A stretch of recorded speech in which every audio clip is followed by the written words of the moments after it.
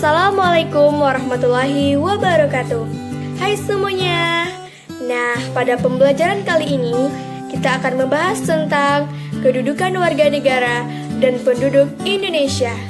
Bahasan pertama kita akan membahas tentang syarat terbentuknya suatu negara. Syarat terbentuk suatu negara yaitu adanya wilayah, adanya pemerintah, dan adanya penduduk.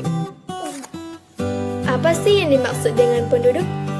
Penduduk adalah orang yang dengan sah bertempat tinggal dalam suatu negara. Penduduk adalah orang yang berada dalam suatu negara tanpa maksud untuk tinggal dan menetap di negara tersebut.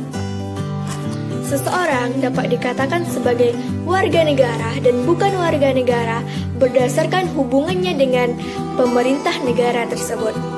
Warga negara merupakan orang yang secara hukum merupakan anggota dari negara tersebut. Bukan negara dapat disebut juga sebagai warga negara asing dan orang asing. Tidak semua penduduk adalah warga negara. Berdasarkan pasal 26 ayat 2, penduduk ialah warga negara Indonesia atau orang asing yang bertempat tinggal di Indonesia. Berdasarkan Undang-Undang Nomor 12 Tahun 2006, terdapat berbagai aturan tentang warga negara yang diantaranya yaitu seseorang yang sebelum berlakunya undang-undang tersebut merupakan warga negara Indonesia, anak yang lahir dari perkawinan yang sah dari ayah dan ibu warga negara Indonesia, dan anak yang lahir dari perkawinan yang sah antara ayah dan ibu orang asing atau sebaliknya. Kemudian kita masuk pada pembahasan asas kewarganegaraan. Asas kewarganegaraan terbagi menjadi dua bagian, yaitu yang pertama asas kelahiran dan asas naturalisasi, di mana asas kelahiran terbagi lagi menjadi dua, yaitu asas ius sanguinis dan asas ius soli. Ius sanguinis adalah kewarganegaraan orang tua atau kewarganegaraan yang ditentukan berdasarkan keturunan, bukan berdasarkan tempat kelahiran. Ius soli adalah kewarganegaraan yang ditentukan berdasarkan tempat kelahiran. Status kewarganegaraan terbagi menjadi tiga, yang pertama apatride, yang kedua bipatride, dan yang ketiga multipatride. Apatride adalah seseorang yang tidak memiliki kewarganegaraan. Contohnya yaitu Andi yang tidak memiliki status kewarganegaraan karena tidak diakui oleh Amerika dan tidak diakui oleh Jepang. Bipatride adalah seseorang yang memiliki status kewarganegaraan ganda, seperti contoh yaitu Nina yang diakui oleh Amerika Serikat karena Nina lahir di Amerika dan diakui oleh Jepang karena Nina merupakan keturunan Jepang. Undang-Undang Nomor 12 Tahun 2006 menjelaskan tentang asas ius sanguinis, asas ius soli terbatas, asas kewarganegaraan tunggal, dan asas kewarganegaraan ganda terbatas.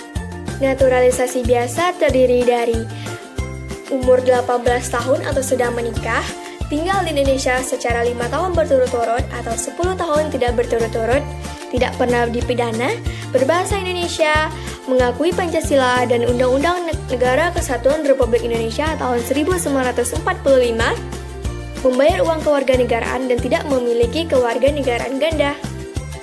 Naturalisasi istimewa diberikan kepada orang asing yang berdasar terhadap suatu negara atau dengan alasan kepentingan negara yang telah mendapat pertimbangan Dewan Perwakilan Rakyat Republik Indonesia. Penyebab hilangnya kewarganegaraan yaitu 1. Memperoleh kewarganegaraan lain atas kemauan sendiri, 2. Tidak menolak kewarganegaraan lain, 3. Dinyatakan hilang kewarganegaraan Indonesia, 4. Mempunyai paspor negara asing, 5. Menjadi tentara negara asing. Nah, kita masuk pada pembahasan terakhir yaitu fungsi pemerintah. Pemerintah memiliki 4 fungsi. Yang pertama, fungsi pelayanan, di mana fungsi pelayanan ini mencakup tentang pelayanan publik atau public service, pelayanan sipil atau civil service yang menghargai kesetaraan. Yang kedua, fungsi pengaturan, di mana fungsi peraturan ini dilaksanakan pemerintah dengan membuat perundang-undangan untuk mengatur hubungan manusia dalam masyarakat. Yang ketiga yaitu fungsi pembangunan. Pemerintah harus berfungsi sebagai pemacu pembangunan di wilayahnya sendiri. Dan yang keempat, yang terakhir yaitu fungsi pemberdayaan, di mana fungsi ini untuk mendukung terselenggaranya otonomi daerah, yang dimana fungsi ini menuntut pemberdayaan pemerintah daerah dengan kewenangan yang cukup dalam pengelolaan sumber daya daerah guna melaksanakan berbagai urusan yang didesentralisasikan. Nah, cukup sekian video pembelajaran kita kali ini. Semoga bermanfaat untuk kita semua dan sampai jumpa pada pembelajaran berikutnya. Terima kasih. Saya Stella Mayuri dari kelas 2019B, Prodi Pendidikan Guru Sekolah Dasar Universitas Riau.